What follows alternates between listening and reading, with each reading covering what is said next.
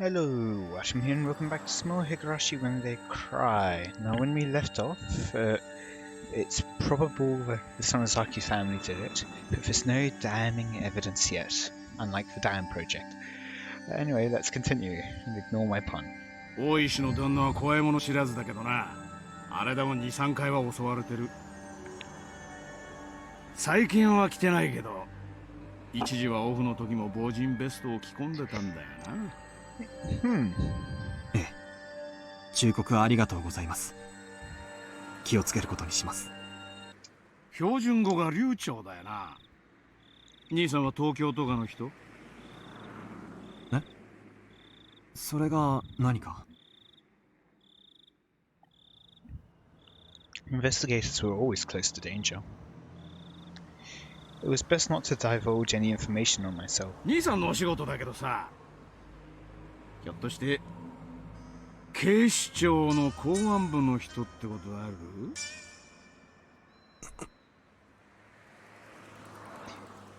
I couldn't remain silent here. I mean, your best option is probably to repeat what you said earlier. I prefer not to divulge personal information. Which, I mean, sounds like it would be... out of context, sounds like it would be giving away that, yes, it is. But he's already said it before. If he's not going to say no to something... If he isn't, he's not going to say no, because then that's going to rule out one of the possibilities, and that would be divulging information. It would be the same thing as admitting it. Which is why you have to say that you prefer not to say. え？まさか。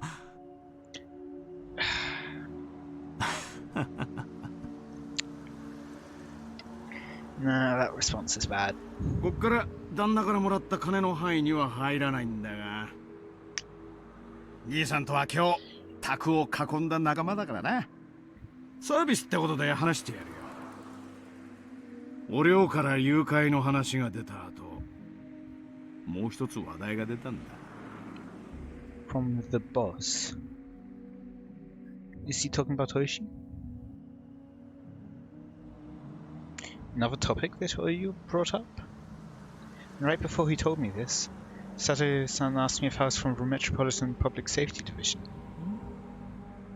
In other words, what those two things meant caused a chill to run up my spine.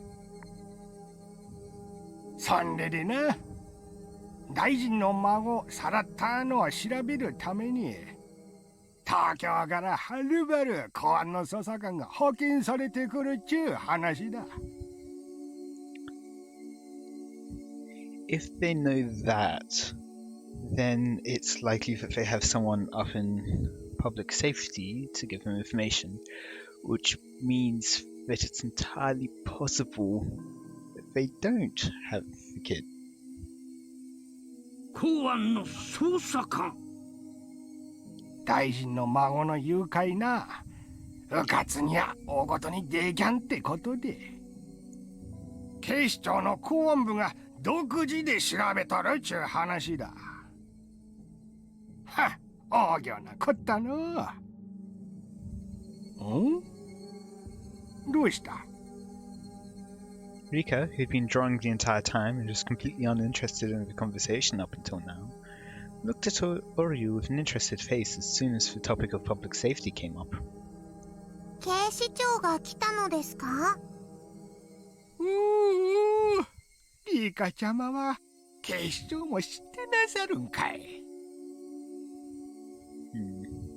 偉いの。 Whether it's Rika herself or the other part of her, maybe. 誰が来たのですか？公安のどんな奴が来よったんか、誰ぞわかる奴はおらんかいな。 Mion's father raised his hand slightly. 新米の若造が一人と聞き及んでおります。新米？ほかほかなのですか？ん？ええ、はい。新米とか。Mion Mion's father smiled wryly as he answered Rika's question. ほかほかのふっかふか。ええ。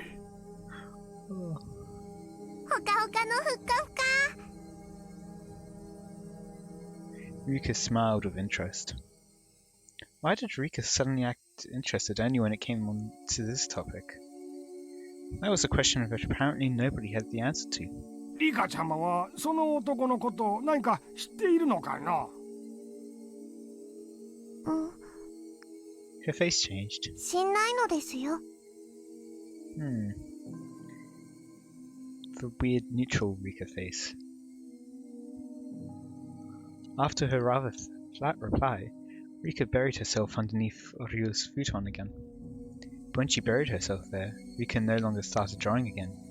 Instead, she was making an expression like she was deep in contemplation. どうしますか、お母さん。Mion's father posed the question. He had the type of uncouth expression on his face, indicating that, given the order, he could snuff the problem out at any time.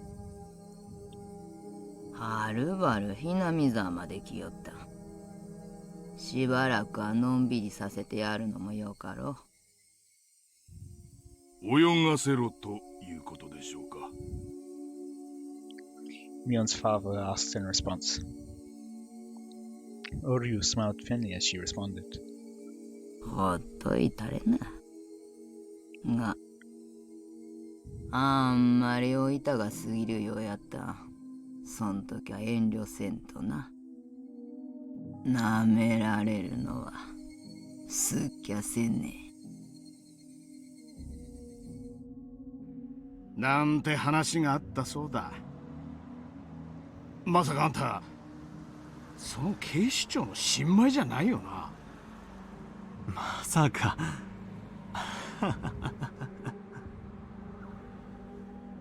The sensation of cold, bristling fear began to crawl its way up my back.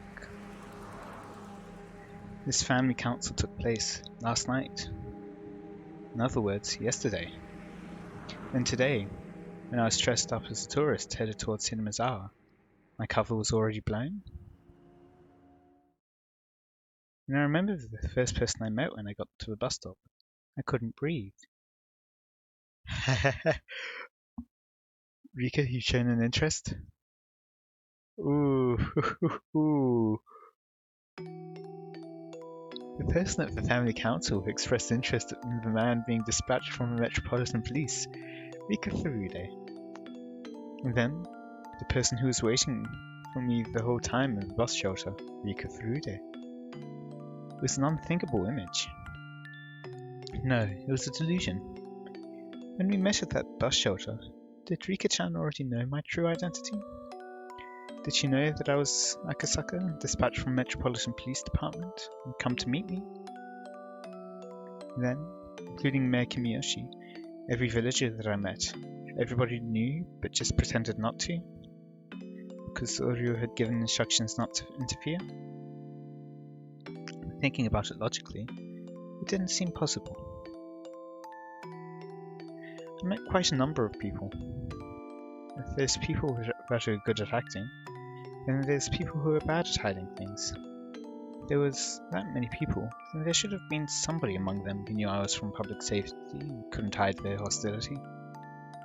However, I didn't feel any presence like that. But then, even still, why did Oryu tell them to leave me alone? Was it because if they're careless about it, it would only raise more suspicion? Or was it because they believed a rookie like me wouldn't be able to find anything? Yee. Akasaka is a coward. I recalled that strange voice, which could only make me believe that Rika-chan had been possessed. That unknown entity, no matter how you looked at it, knew my true identity from the get-go. And then, how did it warn me again? That's right. It warned me to hurry up and go back to Tokyo. Instead of a realistic worry that the Onagafushi Defense Alliance had discovered my identity, the absurd worry brought on by the unknown girl stuck with me more. What exactly was that girl? What was the thing I would eventually regret? That mysterious girl. Rika Furude. Let's stop this. Everything I was thinking of right now was merely conjecture. Tomorrow, first thing in the morning, I'll report everything I heard right now to HQ and await further orders. There was no mistaking that the possibility the Onagafuchi Defense Alliance were related to the case was there, and that the fact that my comfort was blown meant I was in a precarious position. But as everyone at HQ was extremely busy, they might not be able to spare the support. もういいかい？よければ好きなところまで送るよ。すみません。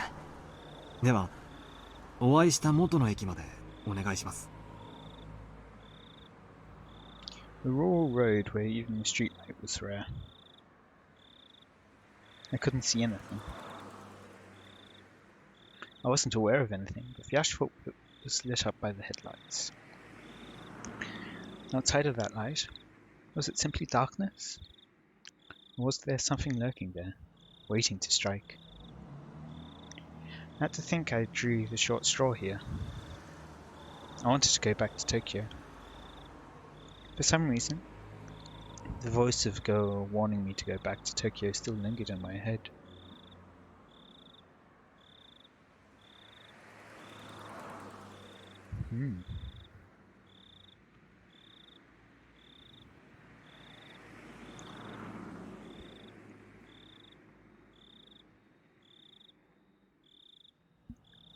That's the end of the chapter. That's some interesting titles for the Tips Fair.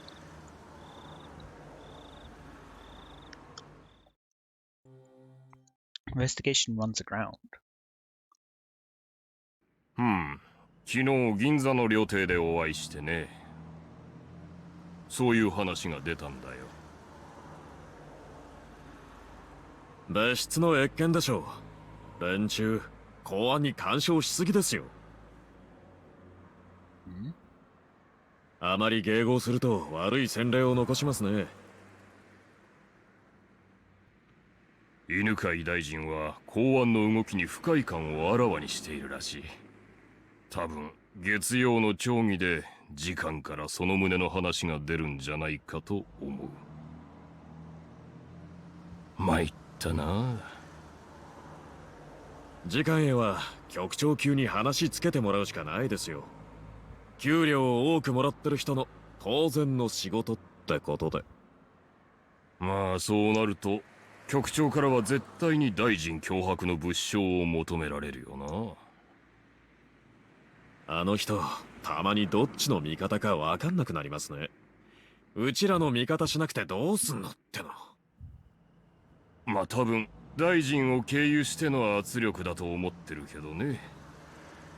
俺が時間室で油汗かいて時間稼ぐ間に調査進めてもらうしかないよな。全身の汗絞られて絞りかすになっちゃうかもしれないけどな。でどうなの？調査の進行は。期待してた濃厚なラインがことごとく外れて正直途方に暮れてます。最近の大臣発言をまとめるとひなみ沢ダムの計画の話が目立つっていう報告を聞いたけど、それはどうなの？目立つっていうか本当に微細な程度の違和感ですね。たまたま県議連でのスピーチだったから時事ネタを話しただけかもしれないし。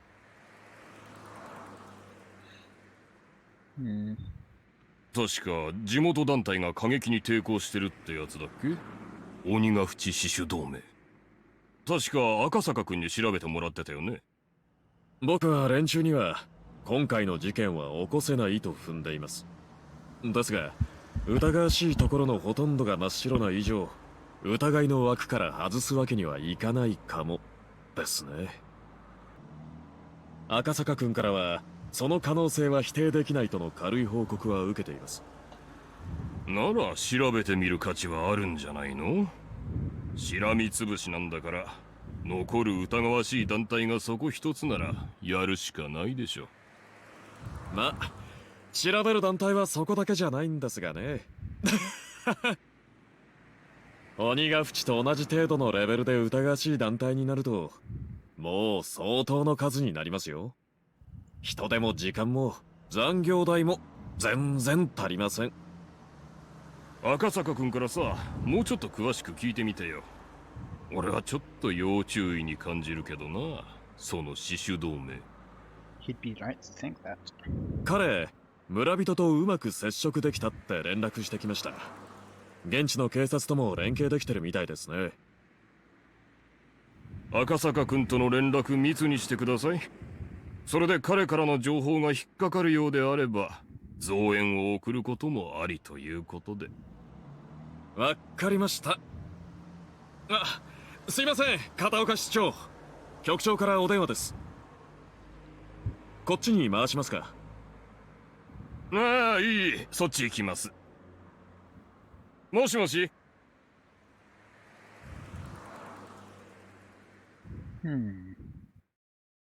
So he hasn't made his report yet. What's in the box? Is it blood? Do you believe that there are choices in life? There are many people who lament the following. If there only existed points in life where there were clear choices to make, we would be able to scrutinize those carefully and make decisions that would lead us to a better future. Yes, if only we had RPG dialogue choices, which would tell us how people would react.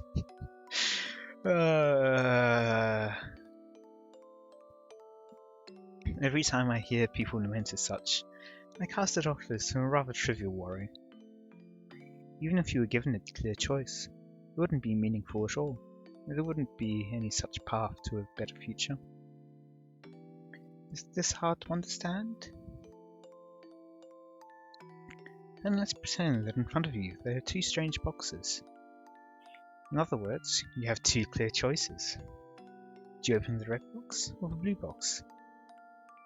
Do you take the red pill or the blue pill? There's other things that would be uncertain even with that choice, wouldn't they?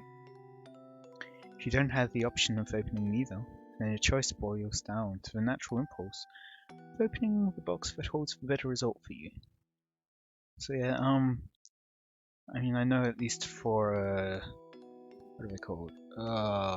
Tests with, sugar pills, what are they called? It's the, something effect, I really should know this. This is what summer vacation does to you.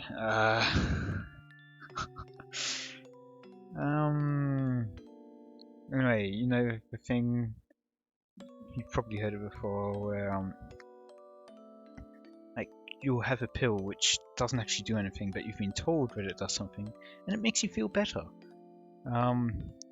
It's that effect. For, most people, a red pill is more likely to lead to aggressive behavior kind of things. And a blue pill is like more calming, because most people perceive blue as calming. Unless you're an Italian male, in which it's your team soccer colours, so yeah, that makes you more aggressive. Anyway, that was a long sidetrack for pretty much nothing. It's something which I can't even remember the name of, so yay! Then, after examining the shape and features of each, and pondering a great many things, you have to pick either the red one or the blue. If this was you, which box would you open? Red or blue? If you were to go by their traditional meanings, then red would be dangerous, threatening colour. However, that doesn't automatically mean that it would be calm and relaxing inside the blue box either. In fact, it might even be that the colours are a trap, making you wary of the red box and have you open the blue. A trap? Could it be the contents of the box aren't a reward, but rather a penalty? See, now you're at a loss. You're so conflicted over the choice between red and blue that you started wishing that there was an option to open neither and just leave. Maybe it's Pandora's box. Bet there isn't. You have to open the red box or the blue box. Oh, I forgot to say this, but if you choose one box, the other will disappear. So you'll never know the contents of the box you didn't open. I'll just put that rule at the end there for you.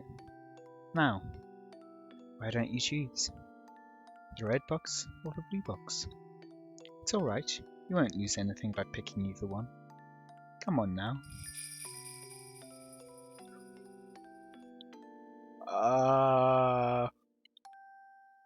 Quick save. Okay, let's open Red Box. I was not expecting this, to have a choice. Have you thought about it? In the end, you chose this color, didn't you? As soon as you chose, the other box disappeared. So you can give up the contents of that one, okay? That's the rule. Now, open up the box you chose. Inside the box, there was a piece of caramel. I know you're a little disappointed.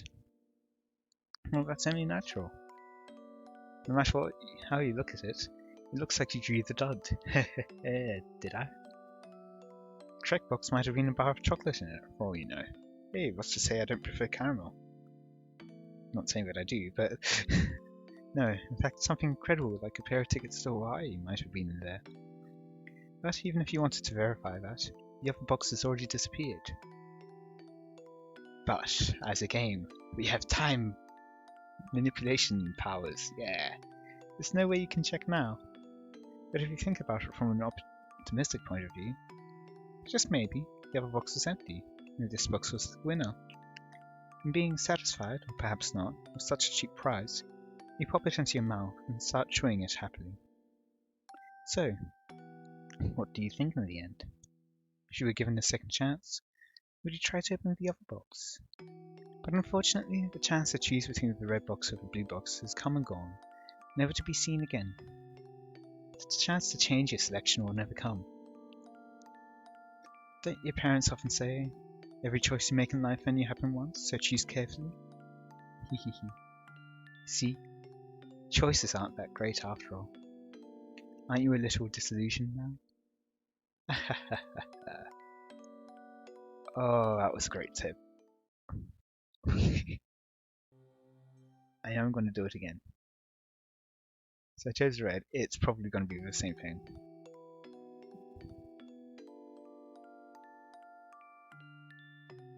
I can't quick load it.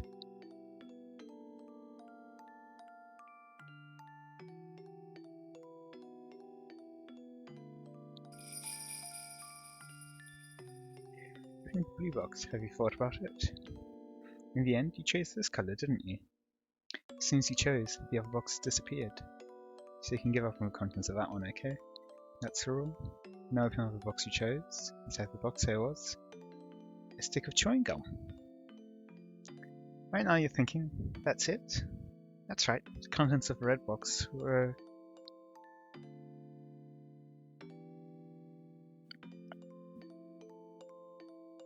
Oh, did you? The contents of the red box and the blue box are a piece of caramel and a stick of chewing gum. Have you cheated, game? Is that why you didn't let me quick load? Huh? Huh?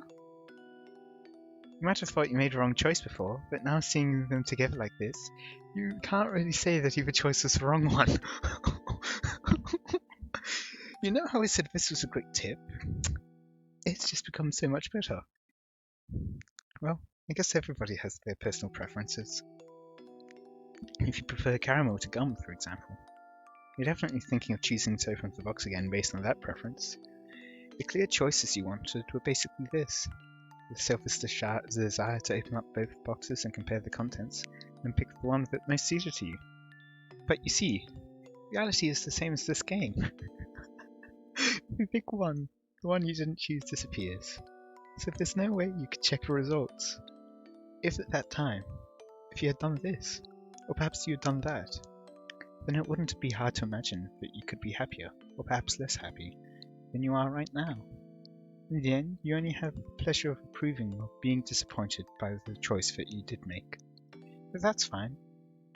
After all, didn't you enjoy the thrill of making the choice?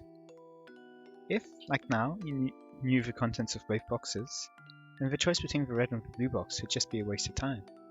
Because instead of this boring game about boxes, you could be looking at the quickly changing evening summer sky, listening for the distant sound of thunder, and pondering if it's going to rain or not. That would be much more fun.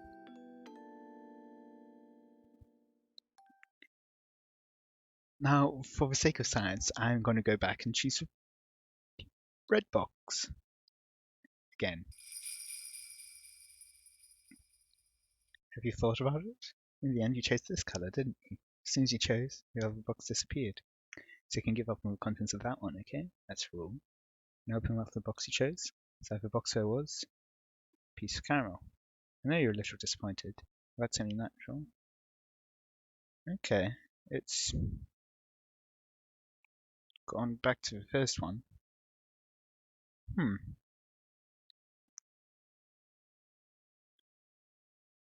I am tempted to uninstall and reinstall to choose a rerun first now. I must admit. Glint in the Demon's Eye. はい。それで、お通夜が明日の午後6時からになりまして、告別式があさってのお昼、12時から13時までになりまして。I'm actually going to check quickly. Quick save. Quick save doesn't seem to be there. Maybe I didn't click it properly. 会場は沖宮セレモニーホールになります。すっか。池澤助役のお孫さんの葬式じゃ、何にも挨拶なしってわけにもいかんね。みよ、代わりに出てえな。Yes, we'll have to pay our respects. You go in my stead. 了解。喪服で行く？香典はいくらくらい？学校の服でえんね。前のボタンちゃんと止めてくんねよ。香典は5万。10万包んだりな。世話になったかんな。Mion quietly whistled in awe of the exorbitant amount of money her grandmother was offering. 池澤さんはな、沖宮の事務所長だった頃からしっかりした人だったんね。役人は挨拶って言っても絶対に玄関までしか来ん。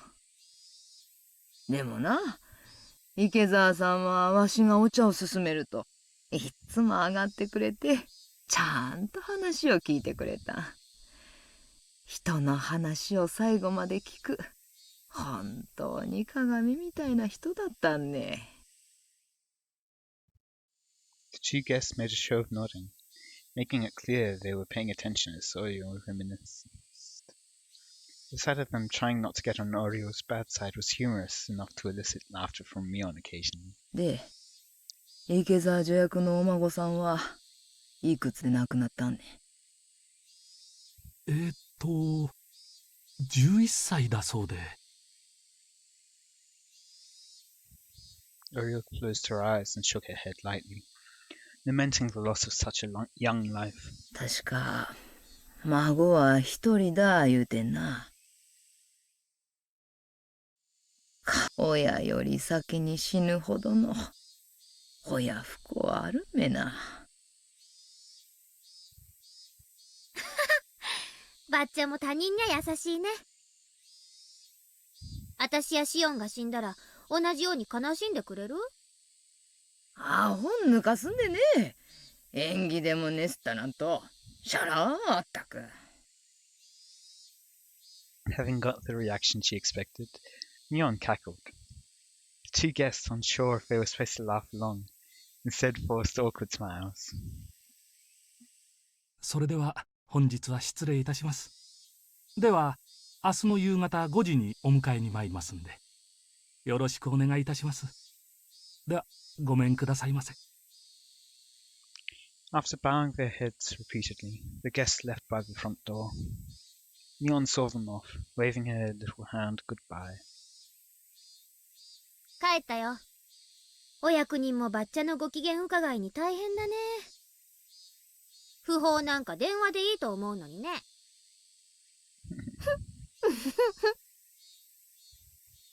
Well, it was true that Oyo Sonozaki was a central person for both the relatives and residents of Hinamizawa village as a whole. As a voting bloc, they numbered in the several thousands. It wasn't hard to imagine the mayor would try to pander to her. Unlike Mion, however, Oreo was looking up longingly at the sky from the veranda. どうしたの？猛録した？誰のお孫さんであろうと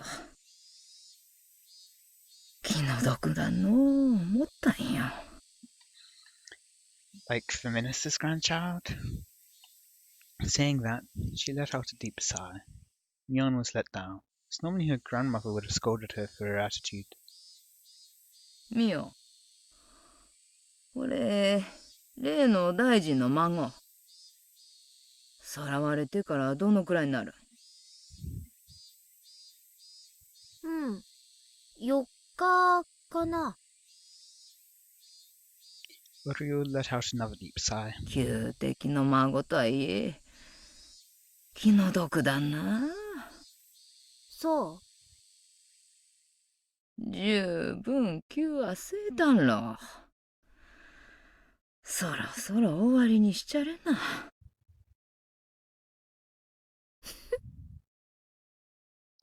A playful expression drained from Mion's face, even behind a stern one. And then, as if to ascertain Oreo's will, looked into her eyes. Oreo, expressing her intention with only those eyes, looked back into Mion's. お茶が欲しんで頼んでな。さっきのチョコレートも食べといね。Mion gave a small nod, then turned around. シミコさん、いますか？抹茶に紅茶入れてあげてください。From far away, a voice responded in the affirmative. Mion, after confirming she'd been heard, picked up the phone and began dialing. あ、もしもし？ミオンだけど。うん。うちのお父さん、います？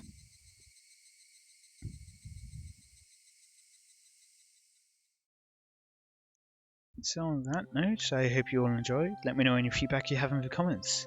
And next time we'll start the next chapter. See ya!